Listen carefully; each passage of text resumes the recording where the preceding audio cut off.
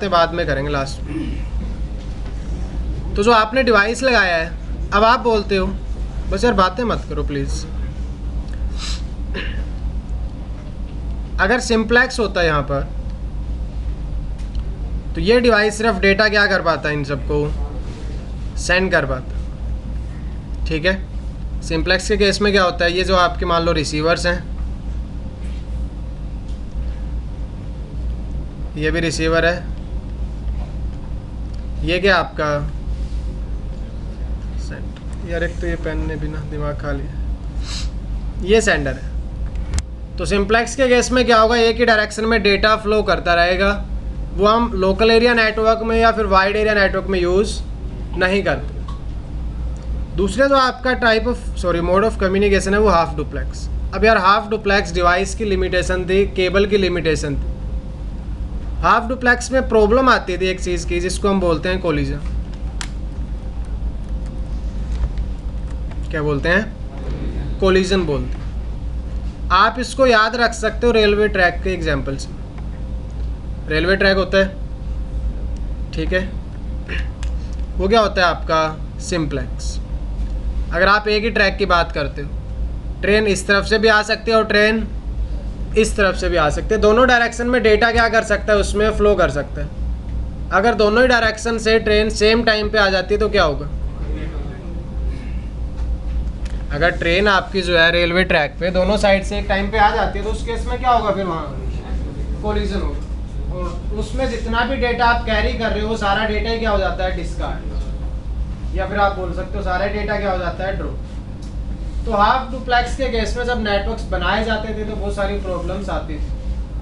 बहुत सारी क्या आते थे? प्रॉब्लम्स, क्योंकि डिवाइसेस की और मीडिया की लिमिटेशन थी। या तो आप सेंड कर सकते हो, या अभी डिसाइड कैसे करोगे कि कौन सेंड करेगा और कौन वेट करेगा? क्योंकि हाफ डुप्लेक्स के केस में तो आपको क्या करना पड़ेगा, वेट करना पड़ेगा आपकी बारी। जैसे आपकी टर्न आएगी आप तभी डेटा क्या कर सकते हो, सेंड कर सकते हो। तभी डेटा क्या कर सकते हो, सेंड कर सकते हो। अब यार केबल मैंने लगा दी, लेकिन इसका जो मोड था वो हाफ डुप्लेक्स था सभी का, स्विच का भी और डिवाइसेस का भी। तो या तो इस केबल पे डेटा जो आपका वो ट्रैवल कर सकता है एक डायरेक्शन, या तो आप सेंड कर सकते हो या फिर रिसीव कर सकते हो।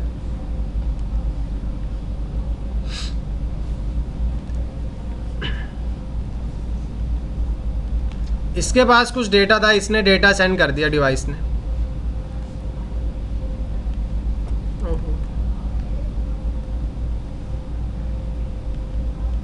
ये इसको डिलीवर करना चाहता था, इसको डेटा क्या हो गया, deliver.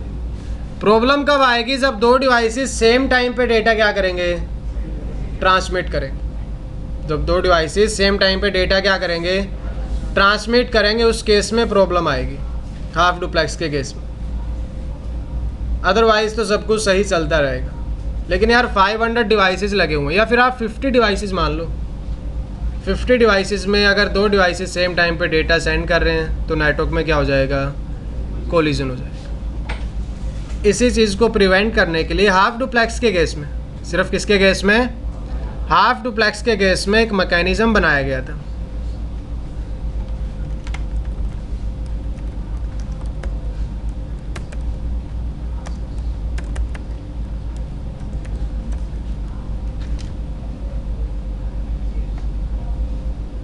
Carrier sense multi-access and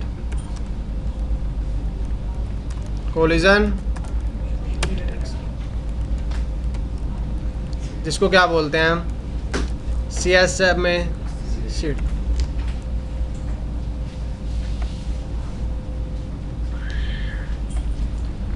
Carrier sense multi-access and collision detection। किस पे बनाया गया था, हाफ डुप्लेक्स पे। क्योंकि अगर प्रॉब्लम आती है, इसने भी उसी टाइम पे डेटा सेंड कर दिया और इसने भी, जैसे दोनों सेम टाइम पे डेटा सेंड करेंगे नेटवर्क में क्या हो जाएगा, ये इस तरफ सेंड कर रहा है, ये इस तरफ, यहाँ क्या होगा आपका कोलिजन हो जाएगा डेटा। और जितना भी डेटा आपका ट्रांजिट पाथ में था वो सारा क्या कर दिया जाता है, क्या कर दिया जाता है, ड्रॉप कर दिया जाता है। तो CSMA-CD एक प्रोटोकॉल या फिर आप बोल सकते हो मैकेनिज्म बनाया गया। पढ़ो इसको, फुल डेफिनेशन क्या है इसकी, मतलब फुल फॉर्म।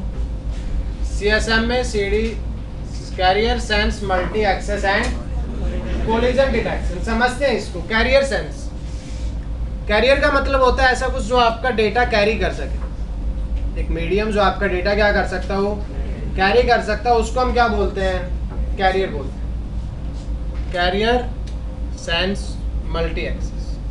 मल्टी एक्सेस का मतलब क्या है, यहाँ पर एक एक वर्ड को समझेंगे। मल्टी एक्सेस कह रहे हैं ये जो आपका नेटवर्क है ना, ये मल्टी एक्सेस है, मतलब इस नेटवर्क को बहुत सारे डिवाइसेस क्या कर सकते हैं, एक्सेस कर सकते हैं। क्या कर सकते हैं, ये जो नेटवर्क है ये सिर्फ एक पीसी का नहीं है, जो स्विच लगा है उसको ये सारे डिवाइसेस क्या कर सकते हैं, एक्सेस कर सकते हैं। उसकी हेल्प से डेटा क्या किया जा सकता है, फॉरवर्ड किया जा सकता है। उसकी हेल्प से डेटा क्या किया जाता है, फॉरवर्ड किया जा सकता है। और मोस्टली आपको दो टाइप की कनेक्टिविटी मिलेगी। कितने टाइप की, point two point, point two multi point. कैसी कनेक्टिविटी होगी, point two point, point two multi point. समझो मल्टी एक्सेस यहाँ पे पॉइंट टू मल्टी पॉइंट है, क्योंकि अगर दो ही डिवाइसेस कनेक्टेड है तो इस कनेक्टिविटी को हम क्या बोल रहे होते हैं, पॉइंट टू, सॉरी ये एक डिवाइस सामने सिर्फ एक ही डिवाइस से क्या है, कनेक्टेड है। इस टोपोलॉजी में बताओ क्या पॉइंट टू पॉइंट कनेक्टिविटी है। इस केस में जो कनेक्टिविटी है, ये एक डिवाइस एक पॉइंट है, ये जो किससे कनेक्टेड है भाई, सामने आपके 5 डिवाइसेस भी हो सकते हैं और 500 भी हो सकते हैं। तो कैसे कनेक्टिविटी है, पॉइंट टू मल्टी पॉइंट। एक ही डिवाइस आपका सेम टाइम पर एक से ज़्यादा डिवाइसेस के साथ क्या है, कनेक्टेड है। तो कैसी कनेक्टिविटी है, पॉइंट टू मल्टी पॉइंट। वो मैंने आपको कल एक बात लिखवाई थी लैन के केस में कि आप हम यूज़ करते हैं इथरनेट। क्या यूज़ करते हैं, इथरनेट। किसमें, लोकल एरिया। तो इथरनेट आपकी point two multi point connectivity support करती है। कौन सी कनेक्टिविटी सपोर्ट करती है, इथरनेट की हेल्प से आप 2 डिवाइसेस को भी कनेक्ट कर सकते हो और 50 डिवाइसेस को भी एक साथ क्या कर सकते हो, कनेक्ट। क्योंकि जो आपका स्विच है वो इथरनेट केबल को सपोर्ट करता है। इसको लगाया मैंने, अगर इनको डायरेक्ट लगाते दोनों पीसी को तो कैसे कनेक्टिविटी होती है, पॉइंट टू पॉइंट। इस पीसी को मैंने स्विच से लगा दिया तो कैसे कनेक्टिविटी है इस केस में, पॉइंट टू मल्टी पॉइंट। तो यही काम होता है CSM में CD का, कैरियर सेंस मल्टी, कि भाई जब आप मल्टी एक्सेस नेटवर्क पर कनेक्टेड हो, इस पर कनेक्टेड हो, मल्टी एक्सेस मतलब जहाँ बहुत सारे डिवाइसेस कनेक्टेड हैं सेम टाइम पर, तो आप क्या कर लेना पहले, कैरियर सेंस। सेंस करने का मतलब समझते हो कि मतलब कुछ फील करना, ठीक है, आपको सेंस हो रही है वो चीज़। तो डिवाइसेस डेटा सेंड करने से पहले देखेंगे कि यार उस मीडिया पे कोई ऐसा यूज़र तो नहीं है जो डेटा सेंड कर रहा हो, कोई ऐसा यूज़र तो नहीं है कि डेटा क्या कर रहा हो। आप कहोगे पता कैसे लगेगा कि डेटा सेंड हो रहा है, भाई अगर डेटा सेंड हो रहा होगा तो इलेक्ट्रिकल सिग्नल्स आ रहे होंगे ना, तो डिवाइस अपना इंटरफेस डिटेक्ट करता है और उस पर सेंस करता है क्या मुझे कोई डेटा रिसीव हो रहा है। अगर डेटा रिसीव हो रहा है तो इसका मतलब उस टाइम स्पैन में वो डेटा सेंड, अगर उसने उस टाइम में डेटा सेंड करने की कोशिश की तो कोलिजन होगा। क्या होगा, कोलिजन होगा। इसलिए तो बनाया गया था मैकेनिज्म कि डेटा सेंड करने से पहले आप चेक कर लो कि क्या पता आपको सिग्नल्स पहले से क्या हो रहे हो, रिसीव। ठीक है, सबसे पहला ये scenario, carrier sense multi access. CSM में CD के 2 काम है। सबसे पहले तो आपके कोलिजन को अवॉइड करने की क्या करेगा, वो कोशिश करेगा, कोलिजन को अवॉइड करने की क्या करेगा, कोशिश, कि डेटा सेंड करने से पहले आप मीडिया को क्या करो, चेक करो। दूसरा क्या इसमें, इन कोलिजन।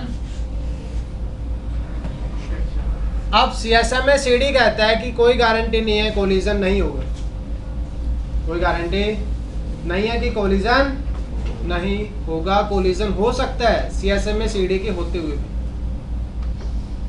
CSM में CD के होते हुए भी कोलिजन। आप कहोगे कैसे पॉसिबल है, ये पॉसिबल है, सिंपल सी बात है।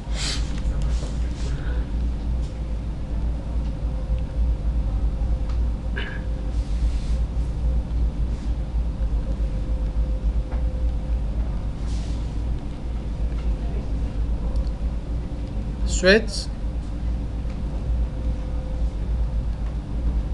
कौन सी कैपेबिलिटी है इन सब में? सिर्फ हाफ डुप्लेक्स की। सिर्फ किसको सपोर्ट करते हैं? ये हाफ डुप्लेक्स को।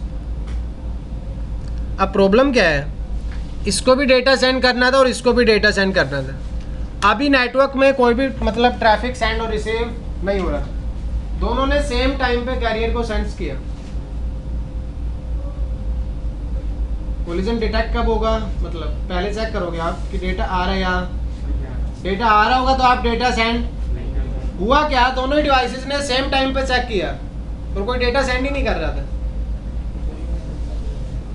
प्रोबेबिलिटी है यहाँ पर, चांसेस हैं क्या होने के? कोलिजन होने के। सीएसएमए-सीडी क्या कहता था? पहले आप कैरियर सेंस कर लो, डेटा आ रहा है तो सेंड मत करना। हुआ क्या?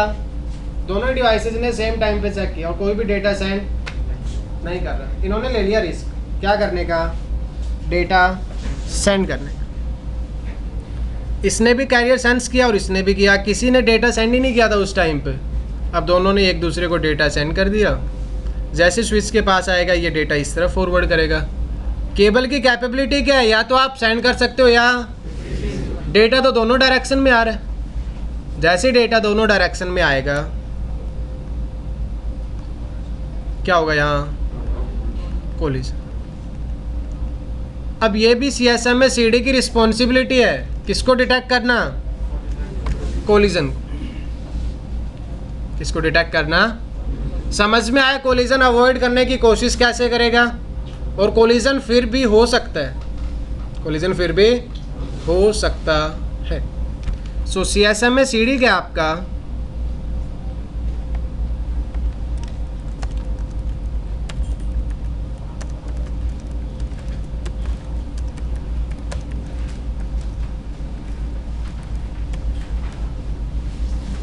mechanism used to avoid collision.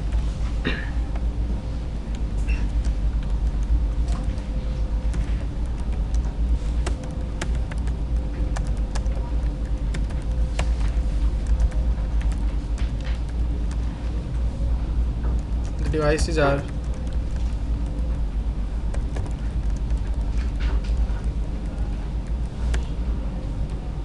using half duplex mode.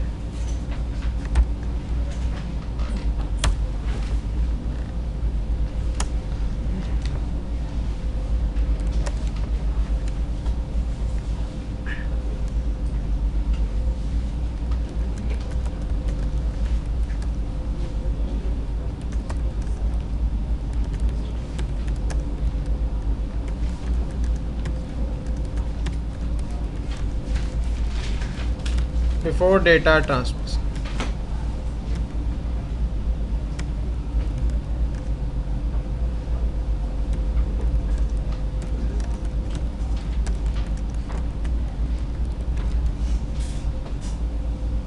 The devices will check their carrier or their media before starting data transmission.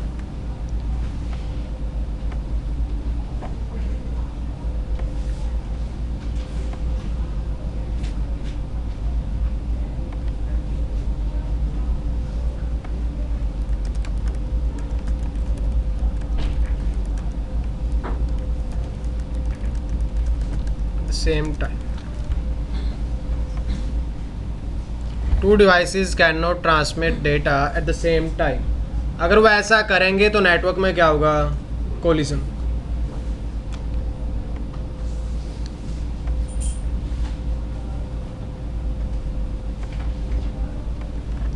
But if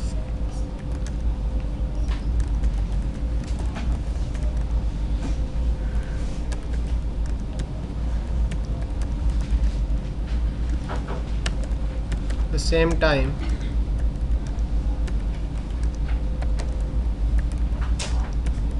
collision will occur in the network.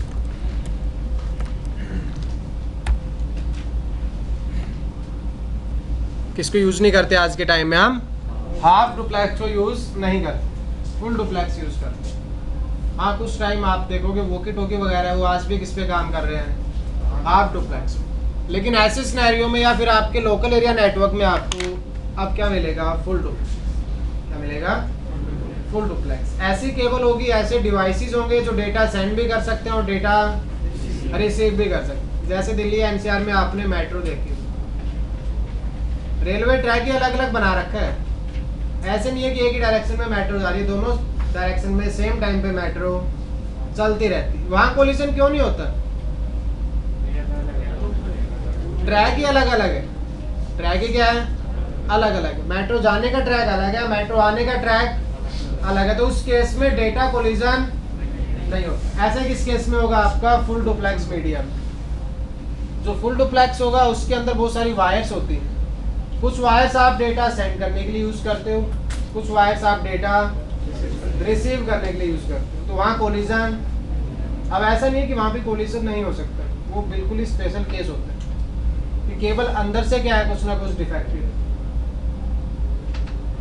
अंदर ही क्या है, कुछ ना कुछ उसमें डिफेक्ट है, तो आपका वो चीज़ भी हो सकती है। मान लो रेलवे ट्रैक है, कहीं से टूट जाता है, मेट्रो आ रही है, आगे से रेलवे ट्रैक है ही, प्रॉब्लम है।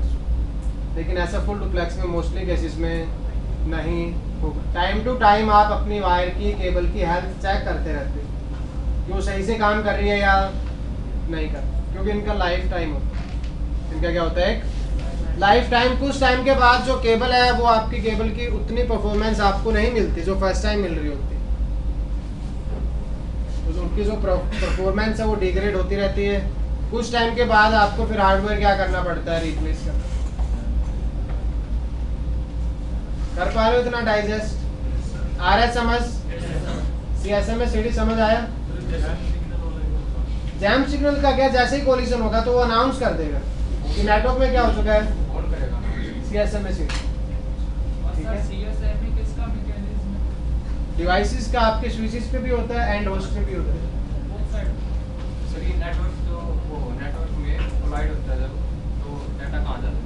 डेटा वहीं चला जाता है, खत्म हो जाता है, वहीं फिनिश हो जाता है, सिग्नल कहीं नहीं जाता डेटा। डेटा ट्रांसमिशन ही क्या हो जाता है, क्योंकि डेटा जा ही नहीं सकता। या तो डेटा जा सकता था या डेटा आ सकता था। अब दोनों ही प्रोसेस सेम टाइम पे हो रही है। जैसे दो ट्रेन आपस में कोलाइड कर रही है, कहाँ जा सकते हैं? ट्रेन आगे थोड़ी जा पाएगी, तो नेटवर्क में नहीं रहता, सिग्नल से लॉस्ट हो जाते हैं, क्लियर हो जाता है कुछ टाइम के बाद। इसलिए तो क्या जनरेट कर रहे हैं, जैम सिग्नल। ठीक है हाँ जी। जैसे रेलवेज में अभी भी गार्ड्स जो होते हैं सर, वो वॉकी टॉकी यूज करते हैं, प्लांट्स होते हैं, अभी सर फैक्ट्रीज होती है, उसमें अभी सर वॉकी टॉकी चलती है। हाँ, उसका कुछ तो बेनिफिट होगा जब यूज हो रहा है। बेनिफिट तो उसका क्या है, उसमें इजी इंस्टॉलमेंट है, कुछ ज़्यादा चीज़ें आपको करनी नहीं पड़ती। दूसरा वायरलेस है, तो आप एक स्टेशन लगा देते हो और आप वॉकी टॉकी पे काम करते रहो। अदरवाइज़ उनको मोबाइल फ़ोन देना पड़ेगा या कुछ और आपको सिस्टम यूज़ करना पड़ेगा। चीप है ना। अभी भी बस रेलवे को जैसे अपग्रेड नहीं किया गया है, फिर फैक्ट्रीज चलती हैं, प्लांट्स चलती हैं, सर्विस प्लांट है, कोई भी प्लांट तो सर उसमें तो अपग्रेड नहीं किया गया, तो सर उसमें कुछ तो होना ही। वही है ना, एक तो उसकी डिप्लॉयमेंट ईजी है, उसकी डिप्लॉयमेंट क्या है, ईजी है। दूसरा वो इतना एक्सपेंसिव नहीं है सॉल्यूशन आपको। ठीक है,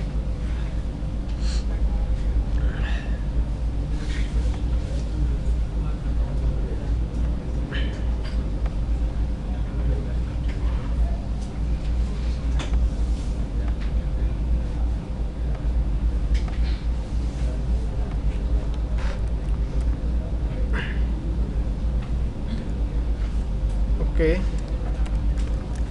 After some time, all devices will have equal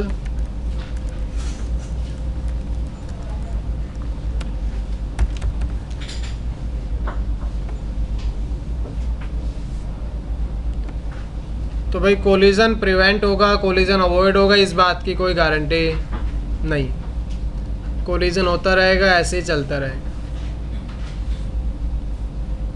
half duplex उस टाइम पे आता था जब नेटवर्क्स इतने पॉपुलर नहीं थे, कहीं कहीं नेटवर्क देखने को मिलते थे, वो भी अपना जो मतलब रिसर्च डिपार्टमेंट है या फिर आपकी नेशनल सिक्योरिटी, आर्मी वगैरह के पास क्या होते थे, सिर्फ नेटवर्क्स होते थे। उस टाइम पे हाफ डुप्लेक्स भी ठीक था, इतना डेटा भी हम मोस्टली सेंड नहीं करते थे, तो काम चलता रहता था।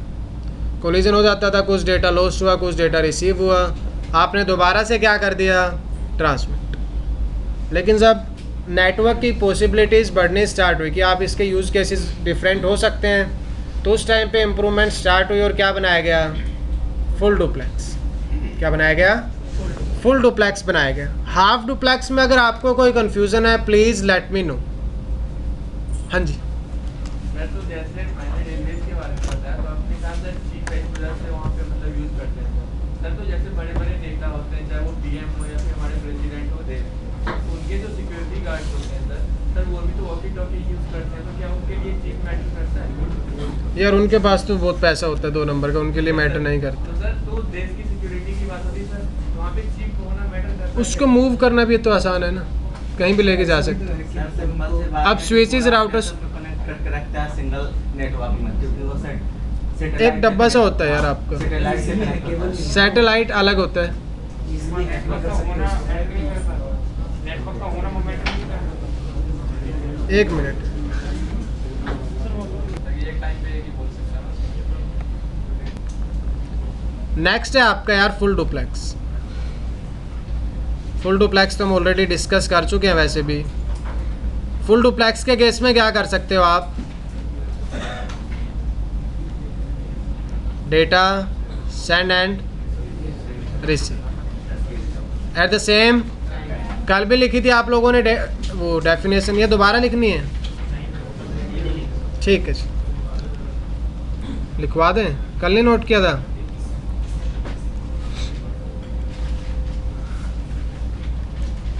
क्या होता है इसमें आपका two way communication.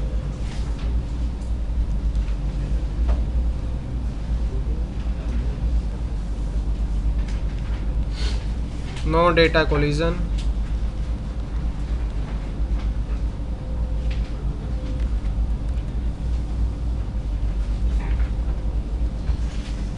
To way communication का मतलब है a device can send and receive data at the same time. Note down कर लो जल्दी यार, हाफ डुप्लेक्स, फुल डुप्लेक्स, इसी में नहीं आज हमने सारी क्लास फिनिश करनी है।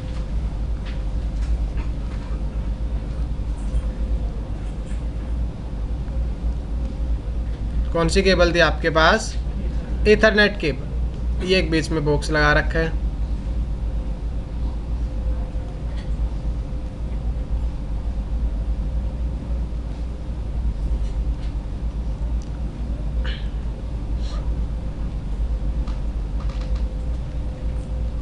PC1, PC2, PC3, PC4। मैंने आपको जैसा बताया था कि ईथरनेट जो आपका है वो कैसी कनेक्टिविटी हमें प्रोवाइड करता है, पॉइंट टू मल्टी पॉइंट। अब पॉइंट टू मल्टी पॉइंट में क्या पॉसिबिलिटीज़ हैं कि सामने एक डिवाइस भी कनेक्ट हो सकता है और एक से ज़्यादा भी कनेक्ट हो सकता है। प्रॉब्लम आ गया, अगर एक से ज़्यादा डिवाइसेस कनेक्टेड है और PC4 को इन्फॉर्मेशन किसको देनी है, कोई आइडेंटिटी तो होनी चाहिए, कोई आइडेंटिटी तो होनी चाहिए। आईपी एड्रेस नहीं आएगा, अभी आईपी एड्रेस बाद में आएगा। अभी मैक एड्रेस की बात करें, किसकी बात करेंगे? ऐसे मान के चलो कि अगर दुनिया में 2 इंसान होते सिर्फ, क्या नाम रखने की जरूरत थी? सिर्फ 2 इंसान है, क्या उस केस में हमें आपको मतलब नाम देने की जरूरत है? सुनो, वो कहता हाँ जी बोलो, फिर वो कहता सुनो, वो सामने वाला कहता बोलो, बात कर रहा। ठीक है, यहाँ भी अगर ऐसा होता है कि एक स्टूडेंट होता है क्लास में और एक में होता है, तो उस केस में क्या होता है, मुझे उसका बार बार नाम लेने की ज़रूरत नहीं पड़ती। क्या नाम है आपका? मानस। मानस, मानस, थोड़ा डिफिकल्ट हो गया मेरे लिए। आपका क्या नाम है? नितिन। ठीक है, अब मुझे मैसेज डिलीवर करना है, मैं बोलता हूँ नितिन, बोलना पड़ रहा है मुझे, क्योंकि यहाँ मानस भी है और भी स्टूडेंट्स हैं, तो किस किस का नाम लें? सबका नाम लोगे, मतलब उसी के साथ आप मैसेज क्या करना चाहते हो, सिर्फ एक्सचेंज करना चाहते हो। ग्रुप है तो ग्रुप में आइडेंटिटी आपकी होनी चाहिए। इंडिविजुअल्स की क्या होनी चाहिए, आइडेंटिटी। ऐसे यहाँ पे आ गई प्रॉब्लम। इथरनेट कहता है मैं कनेक्टिविटी दे सकता हूँ पॉइंट टू मल्टी पॉइंट, भाई आइडेंटिटी कौन देगा डिवाइसेस को, आइडेंटिटी कौन देगा। तो इथरनेट ने एक मैकेनिज्म बनाया फिजिकल एड्रेसिंग। इसका मैकेनिज्म बनाया फिजिकल एड्रेसिंग का, जो डिवाइस में इंस्टॉल्ड है पहले से बाय डिफॉल्ट। क्या इंस्टॉल्ड है इसमें, एक NIC कार्ड। क्या इंस्टॉल्ड है, piece of hardware, network interface card, जो इथरनेट कनेक्टिविटी सपोर्ट करता है। तो क्या सपोर्ट करता है, इथरनेट कनेक्टिविटी। तो इथरनेट कहता है कि हम डिवाइसेस को देंगे आइडेंटिटी। ये जो डिवाइस कनेक्टेड है ना, इनकी अपनी एक क्या होगी,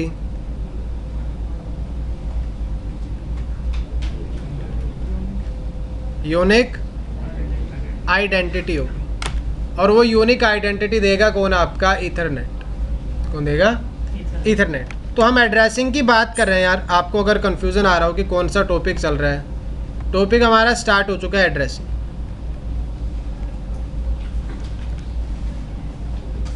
कौन सा टॉपिक स्टार्ट हो चुका है, एड्रेसिंग में हम दो टाइप के एड्रेसेस की बात करेंगे।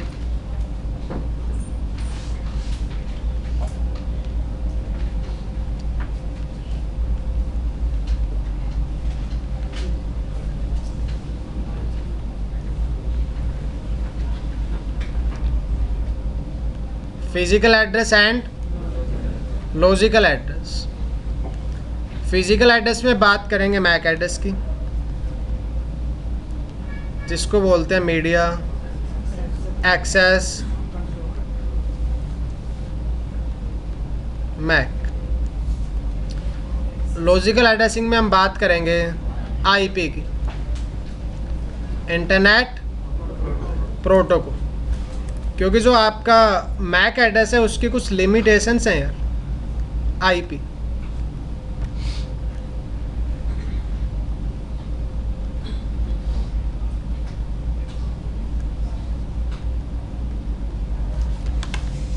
दो टाइप के एड्रेसेस होंगे, फिजिकल एड्रेस, लॉजिकल एड्रेस।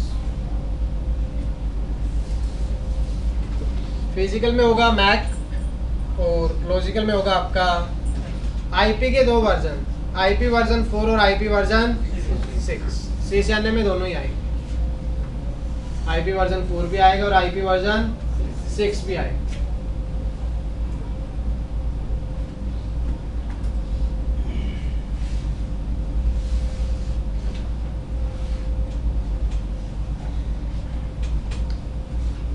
अब अगेन आपके माइंड में कंफ्यूजन आ रहा होगा कि यार दो टाइप के एड्रेसेस की जरूरत क्या है। Why do we need to provide two types of identity to a single machine? क्या जरूरत है, तो वो अभी डिस्कस नहीं करें। अभी नहीं समझ पाओगे आपकी दो अलग अलग एड्रेसेस की जरूरत, क्योंकि आइडेंटिटी तो एक ही बहुत थी, आइडेंटिटी तो एक ही क्या थी, बहुत थी। लेकिन आप देखोगे कि डिवाइसेस के पास दो एड्रेस होंगे, एक फिजिकल होगा और एक दो आइडेंटिटी होगी उसके सेम टाइम पर। एक फिजिकल आइडेंटिटी भी होगी और एक लॉजिकल आइडेंटिटी भी होगी। हम पहले मैक वो करेंगे फिनिश, उसके बाद IP, फिर हम देखेंगे कि दोनों एड्रेसेस की ज़रूरत क्या है, या फिर आपको वहाँ तक जाते जाते समझ खुद ही आ जाएगी। हाँ जी, उसी प्रॉपर्टीज़ की अभी हम बात करेंगे, ठीक है। लेकिन मैक एड्रेस की अपने क्या है, कुछ लिमिटेशन। इसी वजह से क्या बनाया गया था, IP बनाया। इतना मान के चल सकते हो अभी के लिए, मैक जो है ना वो मीडिया डिपेंडेंट है। क्या डिपेंडेंट है, अगर आप इथरनेट केबल यूज कर रहे हो तो मैक एड्रेस है, और इथरनेट केबल यूज नहीं कर रहे हो तो मैक एड्रेस। तो यार जो डिवाइसेस इथरनेट केबल यूज नहीं करेंगे, क्या उनके अपने कोई आइडेंटिटी नहीं होगी। तो MAC address media dependent identity है। कैसी आइडेंटिटी है, मीडिया डिपेंडेंट आइडेंटिटी है। इसलिए हम सिर्फ और सिर्फ किस पे रिलाय नहीं कर सकते, मैक एड्रेस पे। उसके अलावा भी मैक एड्रेस के क्या है, कुछ लिमिटेशंस हैं, भूल जाओ अभी के लिए, बात करें। अब आप कहोगे क्या हम मैक एड्रेस देख सकते हैं डिवाइस का, मैं आपको दिखाता हूँ मैक एड्रेस। क्या दिखाता हूँ आपको, मैक एड्रेस देखा कभी? देखा होगा बिल्कुल। IP कॉन्फ़िग,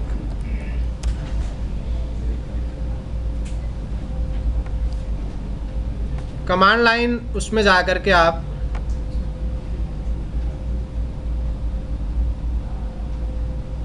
ये कमांड चला सकते हो, ठीक है। उससे फिर वो आपको सारे अडेप्टर शो कर देता है और उनके मैक एड्रेसेस। मैं एक मैक एड्रेस उठा रहा हूँ अब यहाँ से।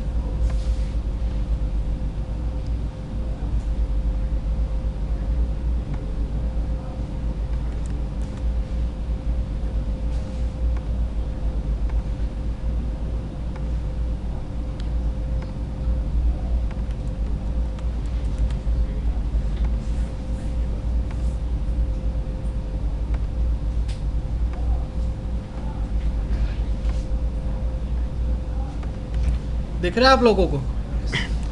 2EBB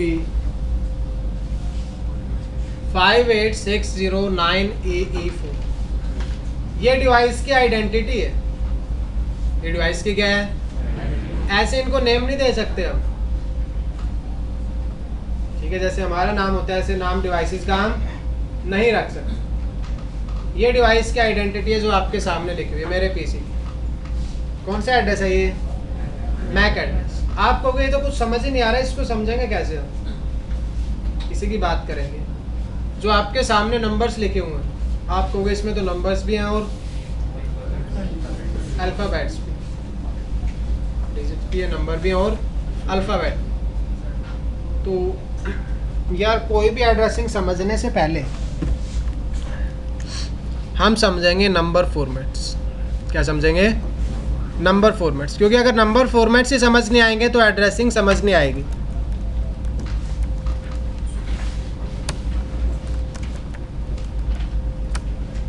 बाइनरी सुना आप लोगों ने?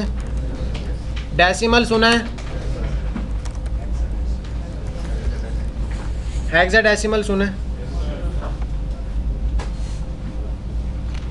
बाइनरी, डेसिमल, हेक्साडेसिमल इंडिया में बने थे नंबर्स, उससे पहले नंबर्स नहीं होते थे यार।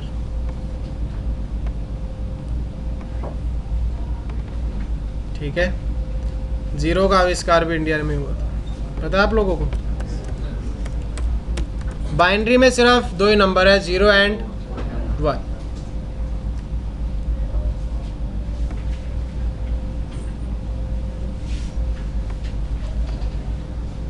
डेसिमल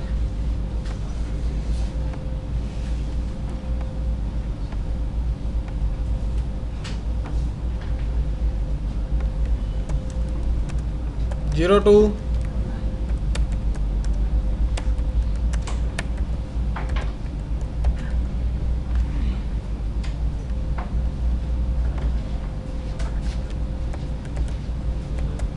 क्या लेके आए हो? कुछ अच्छी चीज़ ले आया करो यार, अब तो इतनी फीस आई है। चाय पिला रहे हो अभी भी, रिकॉर्ड तो नहीं हो रहा है? नंबर्स हैं, आप कोई भी नंबर लिखो जो आप सोच सकते हो। ये लिख लिया, मान 126538 1,26,538। इसमें आपके डेसिमल नंबर है 12653। 0 से 92 के अलावा आपको कोई और नंबर मिलेगा ही नहीं। कितने भी नंबर्स बना लो आप, वो क्या होंगे आपके 0 to 9 को आप बार बार क्या कर रहे होते हो? रिपीट। और उनके क्या बना रहे होते हैं हम? कॉम्बिनेशंस। ठीक है, लेकिन हेक्साडेसिमल में क्या किया इन्होंने? हेक्स का मतलब होता है 6। हेक्स का क्या मतलब होता है? कह रहा है डेसिमल तो है ही हमारे पास, उसमें 6 कैरेक्टर्स और ऐड कर दिए। 6 कैरेक्टर्स और क्या कर दिए इन्होंने? ऐड कर दिए। अब हेक्साडेसिमल में क्या होगा आपका? 0 to 9। अब 10 नहीं लिख सकते यार, डेसिमल में 10 नहीं आता, डेसिमल में सिर्फ 0 to 9 आएगा। हाँ, जो 10 है वो आपका डेसिमल की वजह से ही बना है, क्योंकि उसमें क्या है? 1 और 0 है। तो इन्होंने क्या किया? 0 to 9, उसके बाद B C D E और तो टोटल आपके इसमें नंबर हो जाएंगे 16। कितने हो जाएंगे? 16।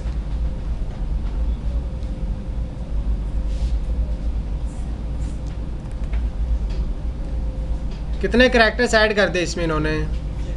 आप कहोगे सारी चीज़ें बनाई क्यों गई? देखो मशीन के लिए क्या इनफ है? बाइनरी, क्योंकि आपको कभी डेटा सेंड खुद से नहीं करना, डिवाइस खुद डेटा जनरेट करेगा। किसी मीडिया की हेल्प से डेटा किसको देगा? मीडिएटर, वो आगे डेटा फॉरवर्ड कर देते। तो सारा इलेक्ट्रॉनिक्स में चल रहा है काम। इलेक्ट्रिसिटी के फॉर्म में डेटा क्या कर रहा है आपका? ट्रैवल कर।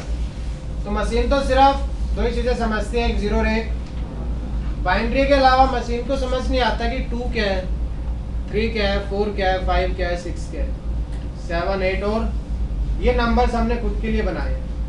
ये नंबर्स हमने खुद के लिए बनाए। बिट्स में प्रॉब्लम होती थी इसलिए आगे लेके चले गए, हेक्साडेसिमल बना लिया। क्या बना लिया इन्होंने? हेक्साडेसिमल। अब इन नंबर्स का हम एड्रेसिंग में कैसे यूज करते हैं? इन नंबर्स का हम एड्रेसिंग में कैसे यूज करते हैं? देखो आइडेंटिटी देते हैं ताकि आप डिवाइस को एक यूनिक आइडेंटिफिकेशन दे पाओ। आइडेंटिटी कैसी होनी चाहिए यार? यूनिक। मशीन काम करती है आपकी बाइनरी में। किसमें काम करती है? बाइनरी में। जो डेटा सेंड और रिसीव होता है वो किस में जा रहा होता है? बिट्स में। उस दिन भी बताया था किस में जा रहा होता है? बिट्स की वैल्यू या तो 0 हो सकती है या तो आप उसको 0 कर सकते हो, या क्या कर सकते हो आप? 1। इसमें ना यार 0 को बोला जाता है ऑफ और 1 का मतलब होता है। ये पैटर्न चलता है अगर कोई भी डेटा सेंड करना। 1 means on and 0 means of. एक बिट की कितनी वैल्यू होंगी? सिर्फ 2। मशीन को आइडेंटिटी दोगे, मशीन खुद यूज़ करेगी उस आइडेंटिटी को, तो उसमें भी क्या होंगे आपके? बिट्स। उसमें भी क्या होंगे? बिट्स। अब मैक एड्रेस की अगर आप बात करते हो स्पेसिफिकली, तो जो मैक एड्रेस है आपका वो कितने बिट्स का होगा यार? MAC address, media access control.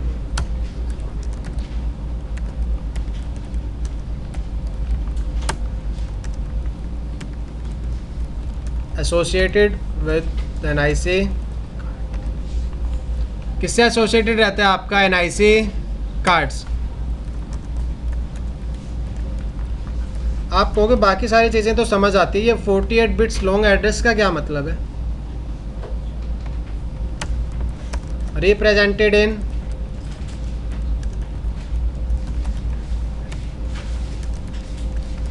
Again मैं रिपीट कर रहा हूँ, ये जो 2EBB58 आपको दिख रहा है, मशीन इसको नहीं समझती। ये हमारे लिए है। किसके लिए है?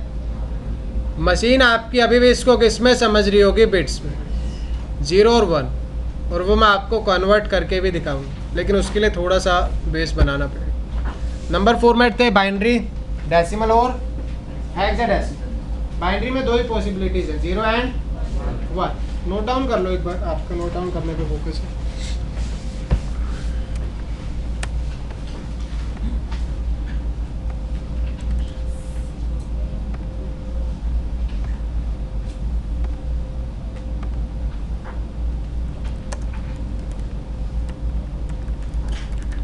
Provides the unique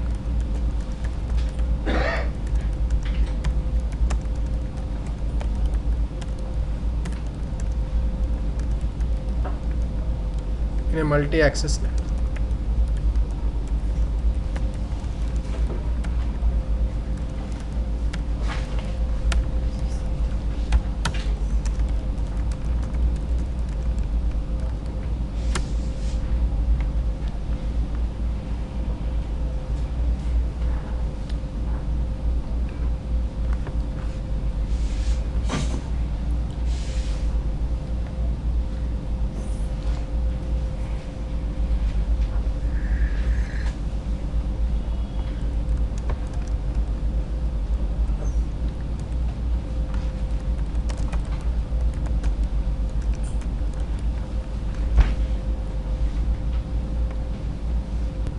अगर आप खुद से सारे वेरिएशंस लिखोगे, क्योंकि 48 बिट्स हैं आपके पास। 1 2 3 4 5 6 7 8 9 10।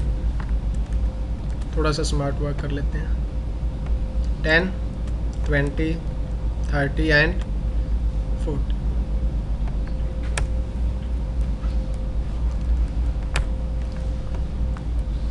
One two three four five six seven 8। ये टोटल 48 बिट्स हैं यार।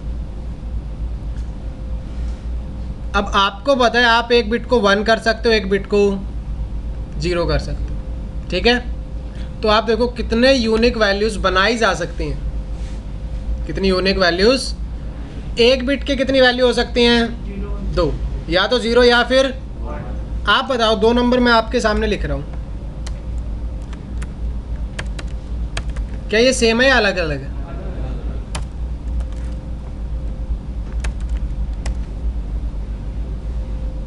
ये क्या है? अगर मैं अब 3 मशीन को एड्रेस देने हैं तो सबसे पहले मैंने साफ को 0 दे दी, दूसरे वाले में क्या कर दिया लास्ट में, फिर क्या कर दिया उसमें 1 0। ये बताओ तीनों नंबर सेम है या अलग अलग है? अलग अलग। तीनों नंबर क्या है? अलग अलग। अब आप कहते हो एक मशीन को और एड्रेस देना है, क्या किया? 1 1। क्या किया उस केस में? 1 1 कर दिया। तो आप यहाँ से स्टार्ट कर रहे हो 1 1 मतलब 0 से। हाईएस्ट वैल्यू क्या हो सकती है? 1 2 3 4 5 6 7 8 9 10।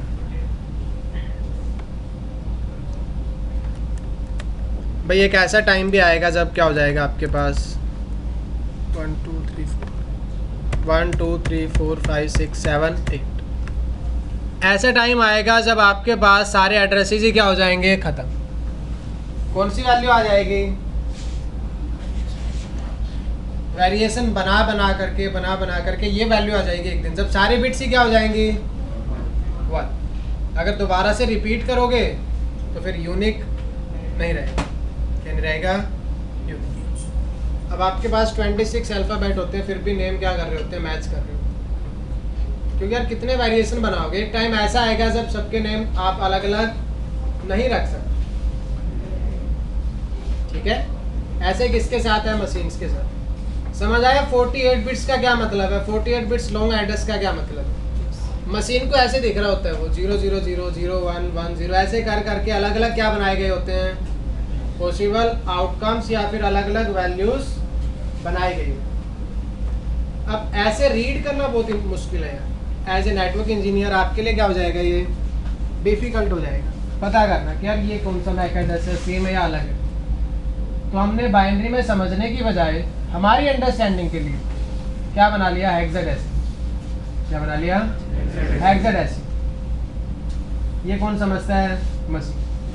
ऐसे कौन समझता है? आपकी मशीन समझती।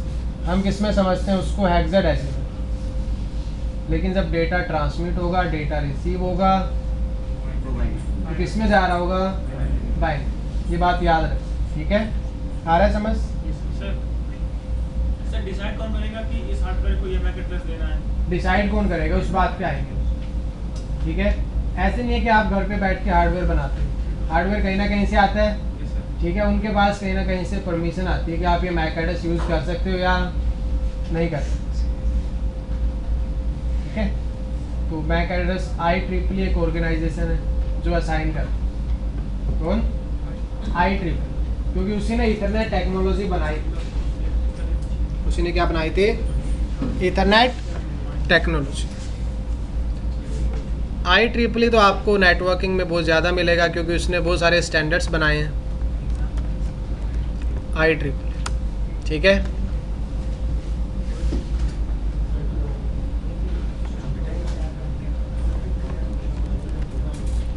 ऐसा ही कुछ इसका फुल फॉर्म है, institute of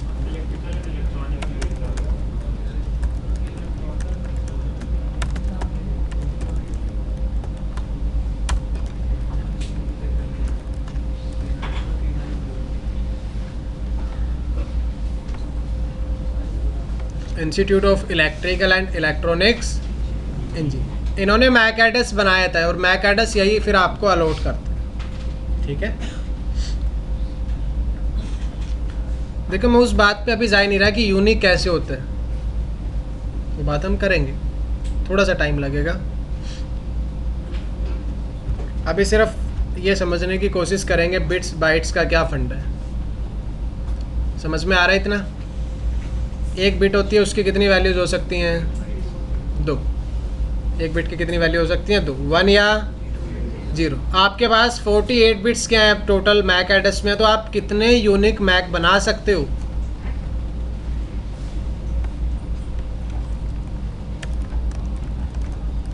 total Mac address कितने हो सकते हैं? 2 टू पावर 48, 2 की पावर 48। अब कई बार ये इंटरव्यू में पूछ लिया जाता है कि 2 की पावर 48 या 2 की पावर 48 क्यों कर रहे हैं, 3 की पावर क्यों नहीं कर रहे हैं, 4 की पावर क्यों नहीं कर रहे हैं, 5 की पावर क्यों नहीं कर रहे? कितने की पावर कर रहे हैं हम? 2 की पावर, क्योंकि भाई एक बिट की 2 ही वैल्यू हो सकती है, या तो 0 हो सकती है या फिर, इसलिए 2 की पावर 48 मिलेगा। इसलिए क्या मिलेगा? 2 की पावर 48। इतनी डिफरेंट वैल्यूज या फिर वेरिएशंस हो सकती है। कितना होगा ये? हमें दिमाग लगाने की इतनी ज़रूरत नहीं है।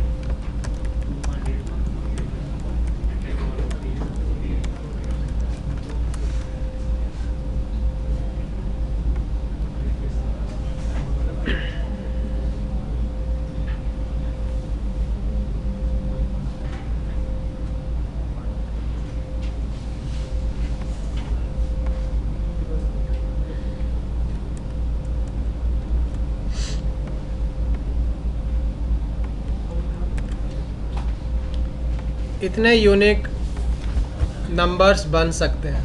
इतने क्या बन सकते हैं? या फिर आप इतने मशीन्स को मैक एड्रेस दे सकते हो। देख लो अब ये कितना बड़ा नंबर। इंटरव्यू में नहीं पूछा जाता, कहीं नंबर याद करने बैठ जाओ। इंटरव्यू इतने पॉसिबल क्या हो सकते हैं मैक एड्रेस। अब आप कहोगे जो आपने यहाँ पे लिखा था, क्या इसको हम बाइनरी में लिख सकते हैं?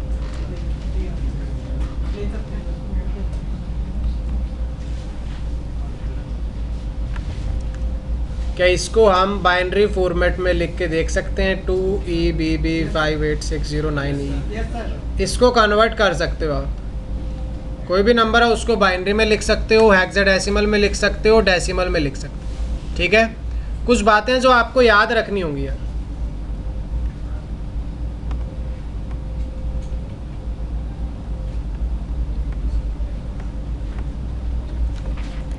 बिट सुना आपने? 0 एंड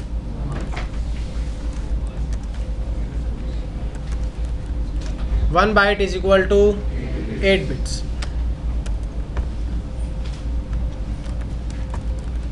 It contains 8 bits। कितने बिट्स कंटेन करता है वो? 8 बिट्स को कंटेन करता है। ठीक है,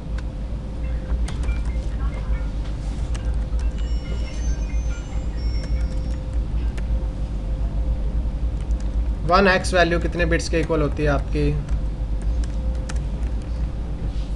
कितने बिट्स के?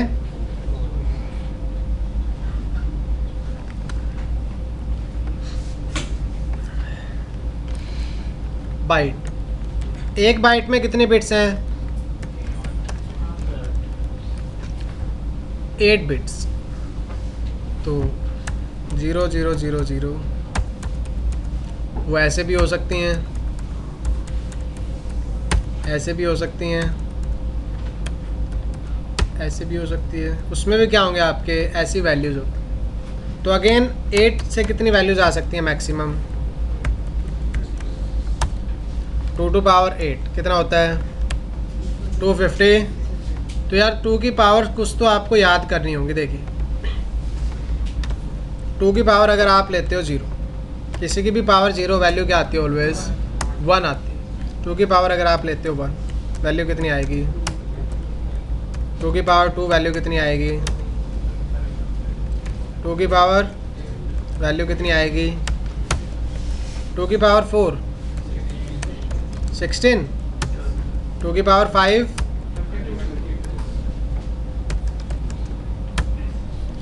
2 की पावर 6 2 की पावर 7 इससे आपकी यार ये चीज़ें सारी ना आसान हो जाएगी अगर आप कुछ वैल्यूज़ याद कर लेते हो। 5.2 यार बहुत अच्छी बात है, आपका इतना मैथ स्ट्रॉन्ग है।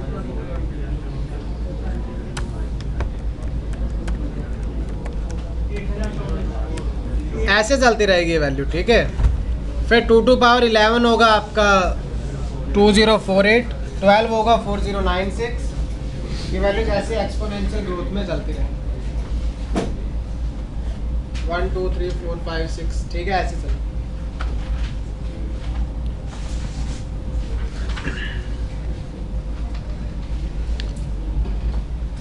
हेक्साडेसिमल 1x में कितनी वैल्यूज होती हैं?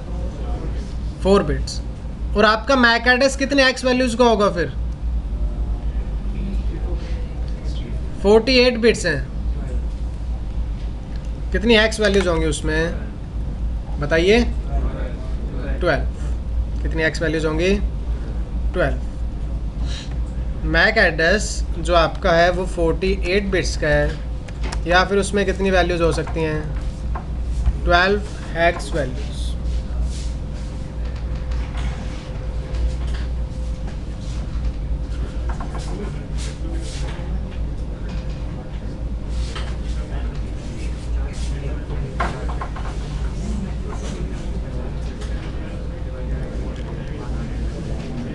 बातें स्टार्ट कर दिया करो बस, है ना, मौका चाहिए।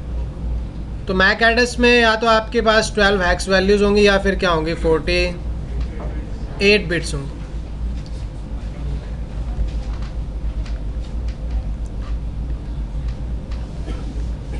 हेक्साडेसिमल में कितनी बिट्स हैं? एक में 4। कितने बिट्स हैं? या तो सारी जीरो हो सकती हैं, या तो क्या हो सकती हैं? सारे बिट्स, या फिर ऐसे चलेगी वैल्यूज 0 1 0 1। कितनी वैल्यूज होंगी टोटल? 8 1 0 1 0 1 0 1 1 1 1 0 0 1 1 0 1। कितनी वैल्यूज हैं टोटल? 60। कितनी वैल्यूज हैं टोटल?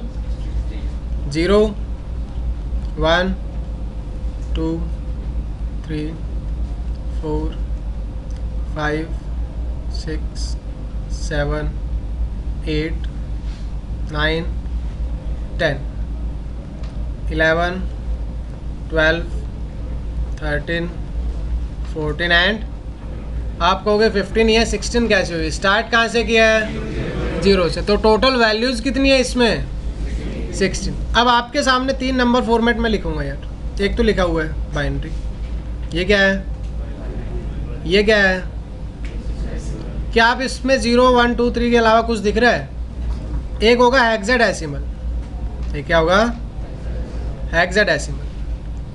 हेक्साडेसिमल में भी कुछ वैल्यूज़ कॉमन है जो किसमें थे? आपके डेसिमल में थे। 0 1 2 5 6 7 10 नहीं लिख सकते यार। 10 लिखोगे डेसिमल हो जाएगा वो। 10 किस में आता है? डेसिमल में। तो हेक्साडेसिमल में 10 नहीं होता कभी भी। उसमें क्या होता है? C A B C D E F. Binary भी लिखा हुआ आपके सामने, डेसिमल भी लिखा हुआ, और हेक्साडेसिमल। हेक्साडेसिमल में कभी भी 10 नहीं होता। क्या होता है उसमें? आप कहोगे क्या ये केस सेंसिटिव है? नहीं। A B C D E F जो भी आपका है आप उसको स्मॉल लेटर्स में भी लिख सकते हो और कैपिटल लेटर्स में भी लिख सकते हो। ये केस सेंसिटिव नहीं होता। ये हमारे काम को थोड़ा सा आसान करने के लिए बनाया गया था। हमारे काम को थोड़ा सा क्या करने के लिए? आसान करने के लिए क्या बनाया गया था? Hexadecimal format. देखो इस टेबल की हेल्प से हम अपने मैक एड्रेस को किस में कन्वर्ट करने की कोशिश करते हैं? बाइनरी में। किस में कन्वर्ट करने की कोशिश करते हैं? बाइनरी में। ये मैक एड्रेस था।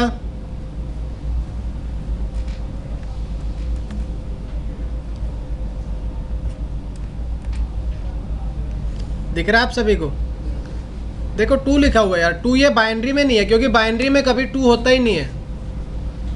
बाइनरी में कभी 2 होता ही नहीं है। बाइनरी में क्या होता है, या तो 0 या फिर, तो यहाँ 2 लिखा हुआ है, या तो ये हेक्साडेसिमल हो सकता है या फिर डेसिमल हो सकता है। अब 2 तो आपका डेसिमल में भी वही होता है और हेक्साडेसिमल में भी वही होता है। देखो डेसिमल और हेक्साडेसिमल रिलेशन समझ रहे हो आप? डेसिमल में सिर्फ 0 to 9 था, 6 वैल्यूज और ऐड कर दी तो क्या हो गया, वो हेक्साडेसिमल। डेसिमल तो है लेकिन उसमें 6 डिफरेंट वैल्यूज आपने ऐड करके क्या बना दिया, हेक्साडेसिमल बना दिया। x का मतलब होता है 6, इसमें आपने ऐड किया a b c d e and f। अब ये मैक एड्रेस आपके सामने लिखा हुआ है, ये टेबल, इसके हिसाब से हम इसको किस में लिखेंगे, बाइनरी। इसमें लिखेंगे बाइनरी। बिल्कुल ही बेसिक्स चल रहा है आज यार, ज़्यादा आपको कंफ्यूज नहीं करेंगे। 2, क्योंकि एक x वैल्यू में कितने बिट्स हो सकती हैं, 4।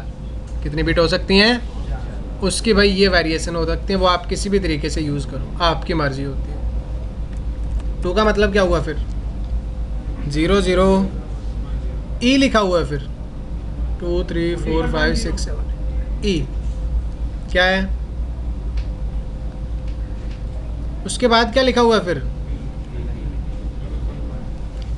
1 0, फिर क्या लिखा हुआ है, फिर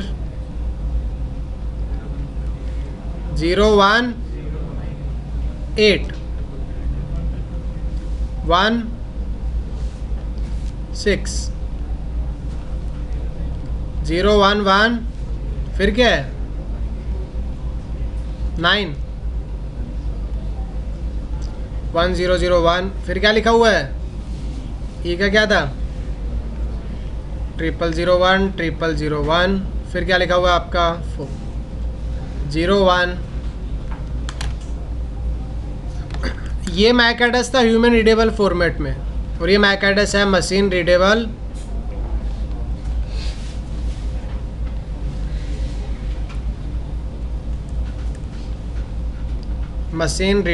फॉर्मेट।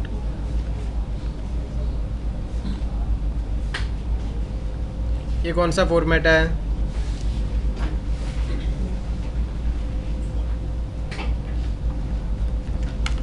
समझ में आएगा थोड़ा बहुत समझ नहीं आएगा डोंट वरी।